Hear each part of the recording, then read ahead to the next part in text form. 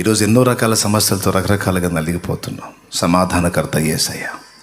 విశ్వాసాన్ని ప్రయోగించు, విశ్వాసపు మాట పలుకు, విశ్వాసంతో మాట్లాడు, పలుకు, విశ్వాసంతో పలుకు, విశ్వాసంతో చూడు, విశ్వాసాన్ని ప్రయోగించు, విశ్వాసంతో మొదలుపెట్టు. దేవుని బలమైన కార్యాలు చూస్తావు. ఇచ్చే మనసు, క్షమించే మనసు, త్యాగపూరితమైన మనసు, ఓర్చుకునే మనసు, పోనీలెబ్బా అనుకునే మనసు మనకు ఉండాలి. ఈ మనసు సాధన చేయాలి. ప్రతిదాన్ని పట్టుకోకూడదు. కొంతమంది ఏం పట్టింపో, క్షమించరు. ఎంత దొరికినా అట్లట్లా, అట్లట్లా అంటుంటారు. నేను అంటున్నాను, అదే ఫక్కీలో దేవుడు నీకెళ్ళి చూస్తే ఎప్పుడో సచ్చి ఉండేదాన్ని, సచ్చి ఉండేవాడి. ఆయనే చాలా సంగతులు నిన్ను చూసి చూడనట్టు వదిలేస్తున్నాడంట. ఏమనుకుని వదిలేస్తున్నాడో తెలుసా? నీవు అజ్ఞాన కాలములో ఉన్నావని. నువ్వు పిచ్చి పనులు చేస్తే, పిచ్చి క్రియలు చేస్తే దేవుడు ఎలా నేను క్షమించగలుగుతున్నాడో తెలుసా? నీవు చిన్న పిల్లలాగా భావించి అజ్ఞాన దశలే తెలిసి తెలియకేదో అట్లా అని చూసి చూడనట్టుగా ఊరుకుంటున్నాడట చాలా సంగతులు. నువ్వేమో ఎదుటోళ్ళ దగ్గర ఇంత దొరికినా దాన్ని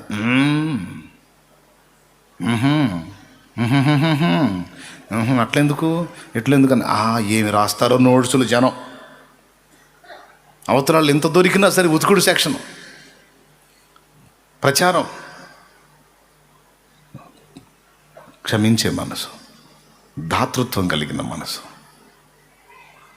త్యాగపూరితమైన మనసు, దయాగుణం, పోనీలే తెలిసి చేసిందంటావా, తెలిసి చేశాడు, పోనీలే. ఎంత మంచి మనసు అదే, దేవుని మనసు అదే. పోనీలే అనుకున్నాడు కాబట్టి బతికున్నావు నువ్వు నేను. పోనీనో అన్నాడు అనుకో, అయిపోయినట్టే. ఒక్కటే మాట మీద మిమ్మల్ని అందరినీ ఇప్పుడు దాకా నేను రౌండ్ చేశాను. విశ్వాసాన్ని ప్రదర్శించండి, ప్రయోగించండి, మాట్లాడండి, చూడండి, పొందుకోండి. దేవునికి స్తోత్రం కలుగును గాక. వ్యతిరేకంగా ఎప్పుడు ఆలోచన చేయొద్దు, అది సైతాను పుట్టిస్తాడు. నీ రేపటిని గురించి, నీ గతాన్ని తీసుకొచ్చి గుర్తు చేసి వాడు, నువ్వు గతంలో ఇంత దరిద్రం కదా, నీ రేపు ఇంత భయంకరంగా ఉండబోతుందని చెబుతాడు. నువ్వేమంటావు తెలుసా? నా గతం నాకు గుర్తుంది, నీకు గుర్తుందేమో, నా దేవుడు క్షమించాడురా అని చెప్పగలగాల సైతాన్. లేకపోతే వాడు నీ గతాన్ని తీసుకొచ్చి నీ రేపటిని గురించి వికృతమైన ఆలోచనలు, నెగిటివ్ థాట్స్ నీకు వచ్చేటట్టు చేసి, నువ్వు దాన్ని నమ్మేటట్టు చేసి బ్రతుకుని శాపగ్రస్తంగా మార్చాను ట్రై చేస్తాడు వాడు. నీ తలంపులతో ఆడుకుంటాడు వాడు. తలంపులు చాలా సీరియస్ అండి, తలంపులు చాలా సీరియస్. కొంతమంది తలంపులు దేవుందలే అనుకుంటారు, వెరీ సీరియస్. తలంపులు ఎంత డేంజర్ అయితే కావలి పెట్టాల్సి వచ్చింది. మన తలంపులు ఎంత ప్రాముఖ్యమైతే దేవుడు కాపుదల పెట్టాల్సి వచ్చింది. ఫిలిప్పీ పత్రిక 4:5 వచనాలు చదువు త్వరగా. నీ తలంపులతో ఆడుకుంటాడు సైతాను. నీ తలంపులను వాడు ప్రభావితం చేయకుండా నీ తలంపులకు దేవుని కాపుదల అవసరం. ఫిలిప్పీ పత్రిక 4:5 వచనం. మీ సహనమును సకల జనులకు తెలియబడనీయుడి, ప్రభు సమీపముగా ఉన్నాడు. దేనిని గూర్చి చింతపడకుడి గాని ప్రతి విషయంలోనూ ప్రార్థన విజ్ఞాపనముల చేత కృతజ్ఞత పూర్వకంగా మీ విన్నపములు దేవునికి తెలియజేయుడి. అప్పుడు సమస్త జ్ఞానమునకు మించిన దేవుని సమాధానము యేసుక్రీస్తు వలన మీ హృదయములకును మీ తలంపులకును కావలియుండును. అద్దుగో, ఎప్పుడైనా ఆలోచించారా? హృదయానికి తలంపులకు కావాలేంటి? తలంపులకు కావాలేందండి? మన తలంపులకు దేవుని కాపుదల అవసరమా? అవసరం. లేకపోతే నీ తలంపులతో దెబ్బ కొట్టేస్తాడు వాడు. నెగిటివ్ థాట్స్ నీకు తెస్తాడు, నెగిటివ్ తలంపులు నీకు తెస్తాడు. ఆ తలంపులే నీలో రోగాన్ని కలిగిస్తాయి, ఆ తలంపులే నీలో దరిద్రతను తీసుకొస్తాయి, ఆ తలంపులే నిన్ను ఆత్మీయంగా బలహీనతలకు తీసుకెళ్తాయి. ఆ తలంపులే నిన్ను ఓటమికి తీసుకెళ్తాయి. ఆ తలంపులే నువ్వు చెడిపోయేటట్టు నిన్ను తీసుకెళ్తాయి. ఆ మాటను అండర్లైన్ చేసుకొని ఇంటికి వెళ్ళి మళ్ళీ ధ్యానించండి. నేను చెప్పింది రైటో కాదో నీకు అర్థమైంది. అలాంటి అవకాశం లేకపోతే మన తలంపులకు దేవుడు కాపుదల ఎందుకు పెట్టాలి అంటే అందులో ఏదో పవరు ఉంది, అందులో మనకి ప్రమాదం ఏదో ఉంది. అంటే ఏం చేస్తాడు వాడు? తలంపుల్ని నెగిటివ్గా చూపిస్తాడు మనకి. నువ్వు ఏదైనా ప్రయత్నం చేస్తున్నావు అనుకో, ఇది ఫెయిల్ అయ్యిద్ది, ఇది బుస్ అయ్యిద్ది, ఇది అట్లా అయిపోయింది, ఇది ఇట్లా అయిపోయింది అని తలంపులు వస్తూ ఉంటాయి. చివరికి నువ్వు ఏది తలంచుచున్నావో, ఏది నమ్ముచున్నావో అదే జరిగిద్ది.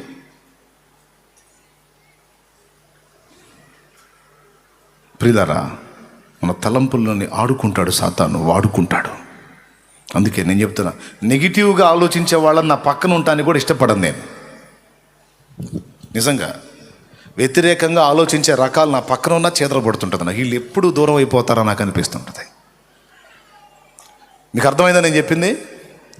వ్యతిరేకంగా ఆలోచించే వాళ్ళు, వ్యతిరేకంగా మాట్లాడేవాళ్ళు, రేపటిని గురించి శాపగ్రస్తంగా ఆలోచించే వాళ్ళు ఎప్పుడు దూరం అవుతారో నాకు అనుకుంటాను నేను. పనికిరారు అసలు వాళ్ళు మన దగ్గర.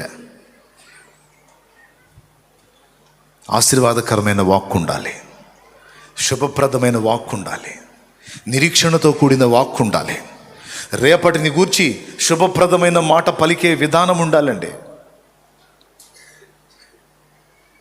లేకపోతే నువ్వు ఏది తలంచుచున్నావో అదే జరుగునని దేవుడు సెలవిచ్చాడు కనుక వాడు ఏం లేదు, జస్ట్ నెగిటివ్గా నువ్వు ఆలోచించేటట్టు చేస్తే చాలు, సక్సెస్. వాడు ఎంత డేంజరో చూడు. ఆయనేమో మరి వీళ్ళ సంతకం పెట్టేశాడు దేవుడు. నీ నమ్మిక చొప్పునే, అందరూ నోరు తెరిచి చెప్పండి, నీ నమ్మిక చొప్పునే, పెద్దగా చెప్పండి, నీ నమ్మిక చొప్పునే, నీ విశ్వాసం చొప్పునే. ఏంది అంత నీరసంగా ఉన్నారు? గట్టిగా చెప్పండి, నీ విశ్వాసం చొప్పునే జరుగును. అంతే.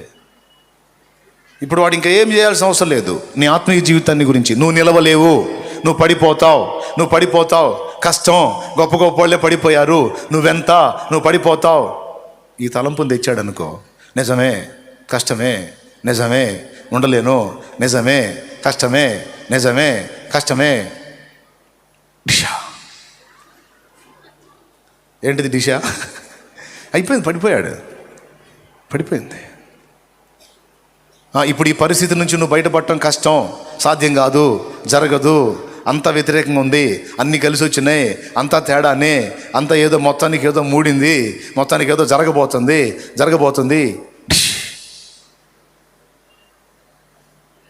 ముందే చెప్పాడు కానీ సంతకం పెట్టాడు కానీ నీ నమ్మిక చొప్పునే అని.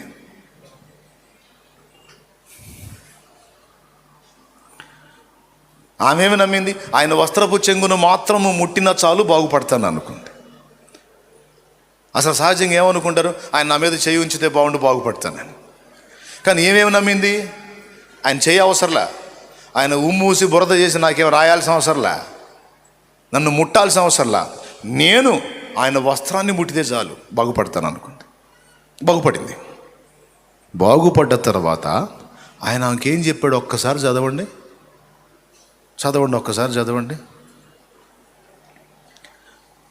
మార్కులో ఉంది, మత్తయిలో ఉంది, లూకాలో ఉంది. దేవునికి మహిమ. హల్లెలూయా. చూడండి, తొందరగా చూడండి. ఆయన మార్కు సువార్త 5:29. ఇంకొంచెం మనసులో చెప్పుకోమ్మా, నాకేం పడట్లా సరిగా. మార్కు సువార్త 5:29. అదంటమ్మా, మార్కు సువార్త 5వ అధ్యాయం 29. చదువు తల్లి, ఏముందో చదువు. వెంటనే ఆమె రక్తధార కట్టెను గనుక తన శరీరములోని ఆ బాధ నివారణ అయినదని గ్రహించుకొనెను. వెంటనే యేసు తనలో నుండి ప్రభావము బయలువెళ్ళనని తనలో తాను గ్రహించి జనసమూహం వైపు తిరిగి నా వస్త్రములు ముట్టినదెవరని అడుగగా ఆయన శిష్యులు, జనసమూహము నీ మీద పడుచుండుట చూచుచున్నావే, నన్ను ముట్టినదెవడని అడుగుచున్నావా అనిరి. ఆ కార్యము చేసిన ఆమెను కనుగొనవల్లని ఆయన చుట్టూ చూచెను. ఆ కార్యము చేసిన ఆమెను కనుగొనవలనని ఆయన చుట్టూ చూశాడు. చదువురా. అప్పుడు ఆ స్త్రీ తనకు జరిగినది ఎరిగి భయపడి వణుకుచూ వచ్చి ఆయన ఎదుట సాగిలపడి తన సంగతి అంతయు ఆయనతో చెప్పింది. ఆమె సంగతి అంతా చెప్పింది. ఓకే. అందుకు ఆయన, కుమారి, నీ విశ్వాసము నిన్ను స్వస్థపరిచెను. అద్దుగో, ఆ మాట అండర్లైన్ చేయాలి. కుమారి అంటే కూతురా, నా బిడ్డ, నా కుమార్తె, నువ్వు నమ్మేవమ్మా. నీ విశ్వాసం అక్కడ నీ నమ్మిక నిన్ను స్వస్థపరిచిందని వాళ్ళ అవిశ్వాసం అన్నాడు. విశ్వాసం అంటే ఫెయిత్, నమ్మిక అంటే బిలీవ్, ట్రస్ట్ అంటే ఏంటి? దేవునికి, నాకు ఇంగ్లీష్ రాదులే అందుకని అడుగుతున్నాను. దేవునికి స్తోత్రం కలుగును గాక. హల్లెలూయా చెప్పండి గట్టిగా, ఇంకోసారి చెప్పండి. రెండు ఒకటేనా? కాదు, రెండు ఒకటి కాదు. వివాహమైంది, భార్యాభర్తలు సహజీవనం మొదలుపెట్టారు, పిల్లలు పుడతారు అనేది నమ్మిక. ఖచ్చితంగా పుడతారు, నమ్మిక. డాక్టర్లు వైద్య పరీక్ష చేసి అసంభవం అని తేల్చేసిన తరువాత కూడా నాకు దేవుడు బిడ్డనివ్వగలడు అని తలంచుటయే విశ్వాసం. దేవునికి స్తోత్రం కలుగును గాక. అసాధ్యమైనవి సాధ్యమగును అని తలంచుటయే విశ్వాసం. వర్షాకాలంలో వాన వచ్చింది, నమ్మకం. ఆర్టీసీ బస్ ఎక్కాం, డ్రైవర్ నేరుగా అడ్రస్కు చేరుస్తాడు, లేకపోతే ఊరికి చేరుస్తాడు, నమ్మకం. పొలాల్లోకి పోడు, పక్క రోడ్లకు జంపు చేయడు, ఎదురొచ్చే వాటిని ఢీ కొట్టడు, జాగ్రత్తగా గమ్యానికి చేరుస్తాడు, నమ్మకం. నమ్మిక, నమ్మేగా ఎక్కుతాం. అర్థం కాలేదా? అనుమానంగా చూడకెళ్ళి నాకల్లే మళ్ళీ నాకే డౌట్ వచ్చింది. మళ్ళీ విశ్వాసం అది కాదు, పూర్తిగా అసాధ్యమైన ఒక సంగతిని సాధ్యమని నమ్ముట ఏ విశ్వాసం. పూర్తిగా అసాధ్యం, నెవర్, ఇది జరగదు అన్నదాన్ని నమ్మటమే విశ్వాసం. సామాన్యమా? అక్కడ అన్నాడు, నేను చేయబెడితే తగ్గిద్ది, నేను ఉమ్మూసి బురద చేసి అది రాస్తే తగ్గిద్ది, లేకపోతే నేను ముడితే తగ్గిద్ది, కొడితే తగ్గిద్ది, ఈ వేరమ్మా. ఇక్కడ నా విషయంలో నువ్వు ఆలోచించింది అది కాదు. ఒక అసాధ్యమైన దాన్ని నువ్వు విశ్వసించావు. నేనే కాదు, నా నిలువెల్ల, నా శరీరములో ఒక అవయవం మాత్రమే కాదు, ఒక అవయవాలే కాదు, నా ఒంటి మీద ఉన్న వస్త్రములో సైతము ప్రభావం ఉన్నదని నీవు విశ్వసించావు. ఆ విశ్వాసం చొప్పుననే నీకు స్వస్థత కలిగింది. నీవు విశ్వసించిన దాని చొప్పుననే నీకు కలిగింది. మా ఆయన మాట ఇంట్లో మొదటిపోడు, ఇటు దినం చేయ, ఇంకా పాడైపోతున్నాడు, ఇంకా దారికి వచ్చేటట్టు లేడు అంటే నిజంగా దినమే చేయాల్సి వచ్చింది. లేదు మారుతాడు, నమ్ముతున్నా. ఎట్లా మారుతాడమ్మా అంత దుర్మార్గుడు? అరే ఎట్లయినా మారుతాడు, నా దేవుడు మారుస్తాడు. నాకు విశ్వాసం ఉంది, నాకుంది. ఆయన మారేదే, ఆయన తాత అయినా మారాల్సిందే. నా దేవుడు జోక్యం చేసుకుంటాడు, నేను అదే నమ్ముతా. సైతానుగాడు తీసుకొచ్చే వ్యతిరేకమైన తలంపులు నేను ఒప్పుకోను, నేను అదే నమ్ముతా. నా దేవుడు అదే చేస్తాడు. నా పిల్లల విషయంలో కూడా, నా ఫ్యూచర్ విషయంలో కూడా, నా చదువు విషయంలో కూడా, నా జాబ్ విషయంలో కూడా, నా సంతాన విషయంలో కూడా, నా ఆత్మీయ జీవిత విషయంలో కూడా, నా పరిచర్య విషయంలో కూడా, నా ఫ్యామిలీ విషయంలో కూడా, నాకున్న దుర్వ్యసనాల నుంచి విడుదల విషయంలో కూడా నేను అనుకూలమైన సంగతులే తలంచుతాను. దేవుని బట్టి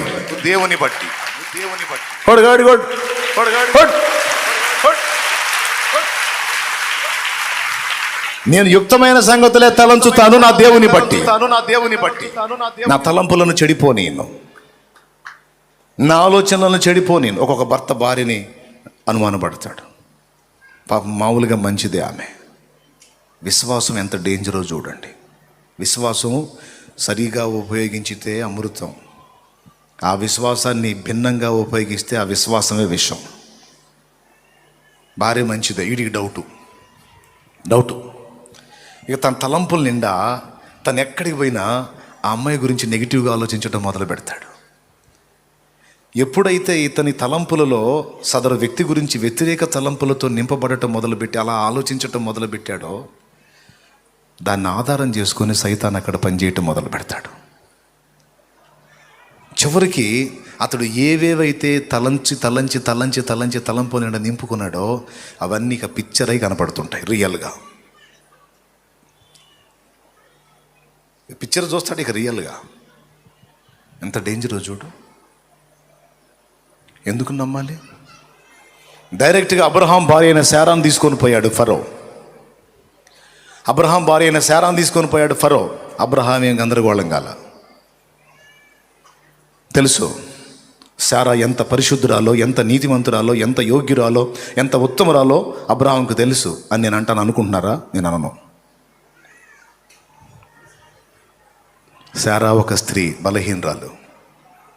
అవతలివాడు ఆమె మామూలుగా లొంగకపోతే కొట్టి దాడి చేసి ఆమెను బలాత్కరిస్తే ఏం చేసిద్ది? కానీ అబ్రహాంకి శారా మీద కాదు, తను సేవిస్తున్న దేవుని మీద విశ్వాసం.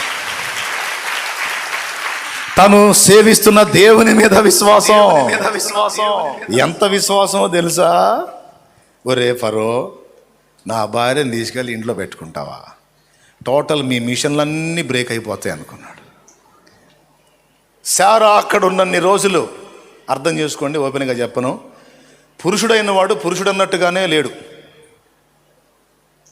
దేవునికి స్తోత్రం కలుగును గాక. ఏం జరిగింది? ఏదో జరిగింది. అబ్రహాం ఏం లేదు, ప్రార్థన చేస్తున్నాడు. డైరెక్ట్గా తీసుకెళ్ళారు. అయినా సరే భయపడలా. నీ భార్య మీద నీకు డౌట్ ఉంది, దానికోసం నువ్వు గందరగోళం అయిపోయి ఏదేదో అయిపోయి ఆమెకు లేనిపోయిన ఆలోచనలు, పనికిమాలిన వ్యవహారం ఎందుకు? మోకాళ్ళు వేసి ప్రార్థన చేసి అప్పచెప్పు దేవుడికి, నేను నమ్ముతున్నా దేవా, నా భార్య అట్లా చెడిపోదు, నువ్వు కాపాడుతావు. నా కోసం నా భార్యని నీతిగా నువ్వు కాపాడుతావు. ఆమె బలహీనరాలే కావచ్చు, కానీ ఆమె పాపము చేయకుండా నువ్వు నియంత్రించగలవు. నా కోసం నువ్వు ప్రార్థన చేయి. అబ్రహాం అప్పచెప్పినట్టు చేద్దామన్నా ఇక అవకాశం లేకుండా చేస్తాడు దేవుడు. చేయడు. అనవసరంగా ఆమెకు లేనిపోయిన అన్ని అనుమానాలు మాట్లాడి దరిద్రం అంతా తెచ్చిపెట్టడం. ఆడెవడో రోడ్డు మీద ఫోన్ మాట్లాడుకుంటూ ఉంటాడు, ఏమేమి ఇంటి ముందు ఊడుస్తూ ఉంటుంది. ఈమెకు తెలియదు ఆడెవడో. అప్పుడే వస్తాడు, హలో అయిపోయినాయా చూపులు? ఏం చూపులండి? ఏంటండి? వాడు ఆడ ఫోన్ మాట్లాడటం, నువ్వు ఈడ ఓడవటం, నే లోపల బా. ఏందండి నేను ఊడ్చుకోవద్దు? అమ్మ పరిశుభ్రమో, పద లోపల పద. 4 తూతాడు. తన్నులు.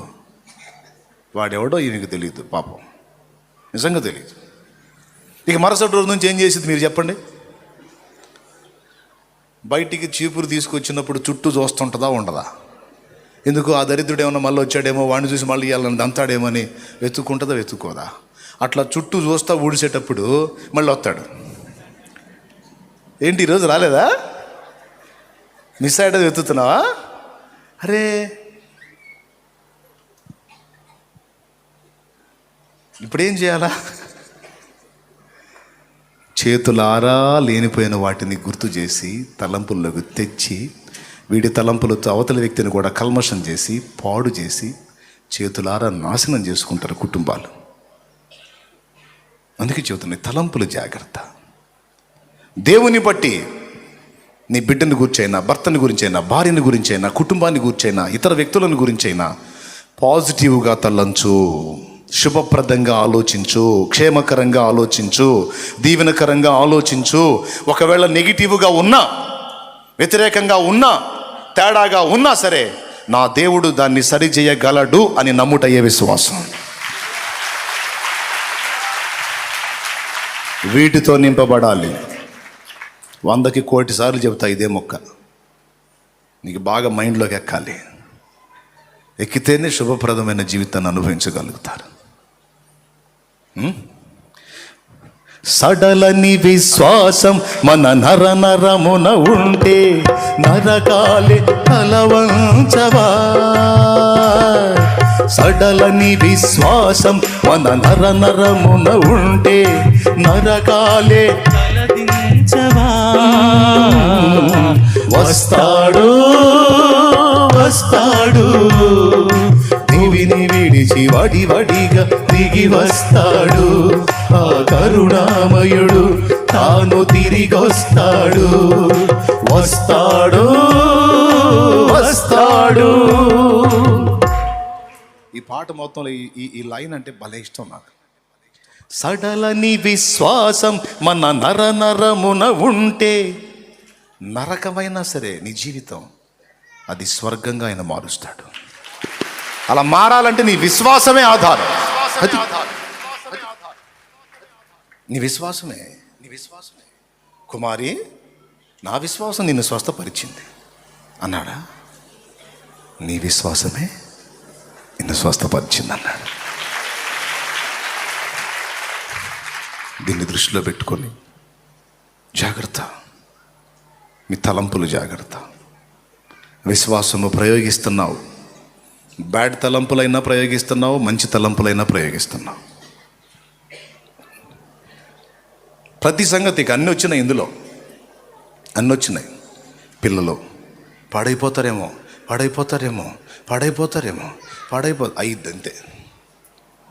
ఏం కాదు, నా దేవుడు ఉన్నాడు. నేను వదిలినా నా పిల్లల చేతిని నా దేవుడు వదలడు. ఆయన పట్టుకున్నాడు, నేను ఆయన చేతికి అప్పగించా. హల్లెలూయా, నేను ఆయన చేతికి అప్పగించా. హడ్సన్ టేలర్ అనే దైవజనుడు తల్లి ఎన్నో రోజులు ఆయన కోసం ప్రార్థన చేస్తూ ఉంది, మారలేదు. ఒకరోజు తల్లి వేరే ప్రాంతానికి వెళ్ళింది. ఆమె తిరిగి వచ్చేసరికి దేవుడు ఆయన దర్శించాడు, మారు మనసు పొందాడు, పాపిష్టి జీవితం నుంచి విడుదల పొందాడు, నూతన పరచబడ్డాడు, విరిగి నలిగిన మనసులోకి వచ్చేసాడు. అమ్మ ఎప్పుడు వచ్చిద్దా, అమ్మకి ఈ శుభవార్త చెబుదాం, అమ్మా నేను ప్రభువుని విశ్వసించాను, నేను మారు మనసు పొందాను, నేను ఇప్పుడు దేవుని సంబంధిని అయ్యాను అని ఎప్పుడు చెబుతామా? అమ్మ ఎగిరి గంతేసిద్దా అనుకున్నట్టు అమ్మ వచ్చింది.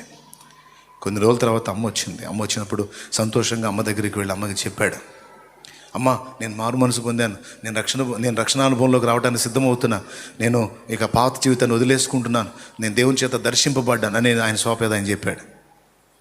ఆమె ఎగిరికి అంతేసింది అనుకున్నాడు. లెక్క కూడా చేయలేదు. చాలా ప్రశాంతంగా ఉంది, చాలా ధీమాగా ఉంది. ఎందుకు ఆ ధీమా? ఎందుకు తెలుసా? ఆమె ఒక చిరునవ్వు నవ్వి, నాకు తెలుసు బాబు అంది. అదేంటమ్మా అంటే, నువ్వు మారేది ఏందిరా, నీ తాత అయినా మారతాడు. ప్రార్థన చేసి నిన్ను ఆయన చేతికి అప్పచెప్పా. నువ్వు మామూలుగా అంది రాకపోతే నీ జాయింట్లో ఓడదీసైనా సరే లైన్లో తెచ్చుకుంటాడు. నేను పట్టుకుంటే నువ్వు నా మాట వినవరా, పట్టుకోవాల్సిన వాడికి నిన్ను పట్టించు నీ పిల్లల్ని దేవునికి, పట్టించు నీ సమస్యను దేవునికి అప్పజెప్పు. ఇదే భరోసాతో ఉండు, ఇదే ధీమాతో ఉండు. ప్రతిదినం నా బిడ్డలు నీ చేతికి అప్పగిస్తున్నా, వారి జీవితం నీదే. నేనైతే నమ్ముతున్నా, నేను నీకు అప్పగించిన దాన్ని రాబోతున్న ఆ దినం వరకు నువ్వు కాపాడగలవాడవని నమ్ముతున్నాను ప్రభు. నీ చిత్తం ప్రతిదీ నీ భర్త తేడా, నీకు డౌటు అప్పచెప్పు దేవునికి. ఆయన ఎంత మాత్రం పాపం చేస్తాడో చూద్దాం. మిషన్లు ఖరాబ్ అయిపోతాయి యేసునామంలో. దేవునికి స్తోత్రం కలుగునుగాక. హల్లెలూయా. అంతే, పనికి రాకుండా అయిపోతారు. చేస్తాడు. అబీమెలెకు అదే జరిగింది, ఫరో దగ్గర కూడా అదే జరిగింది. ఇంటికి పోయి చూసుకోండి, ఆదికాండం 12:20 2 చోట్ల చూడండి దేవుడు చేసిన కార్యం. వారి గర్భములు మూసి ఉండెను అన్నాడు. ఎట్లా మూసేస్తాడు? ఆ శారా అక్కడ ఉన్నంత వరకు అక్కడ ఎవరు పిల్లల్ని కనలేదంట. అందరి గర్భాలు మూయబడ్డాయి. ఎలా మూయబడ్డాయి? ఆ క్రమమే జరగకుండా ఆపడేశాడు దేవుడు. అంత తీవ్రంగా ఉంటుంది దేవుని వ్యవహారం. అంటే ఓపెన్గా చెప్తున్నా, కొంతమందికి ఏం డౌటు ఆ వాడిని సాగు కొడతారు, వీళ్ళు చేస్తుంటారు. ఫోన్ ఇవ్వండి. ఏముంది మా దానిలో? ఏం లేదా? ఇది నీ బతుకంతా నాదే లేదు. నరకం, ఇల్లు నరకం. తీసేయండి ఆ సెక్షన్ అంతా. విశ్వాసము గలవారైతే ప్రభు చేతికి అప్పగించి నిబ్బరము కలిగి ధైర్యముగా నుండి ప్రభువుని మయంపరచంతే.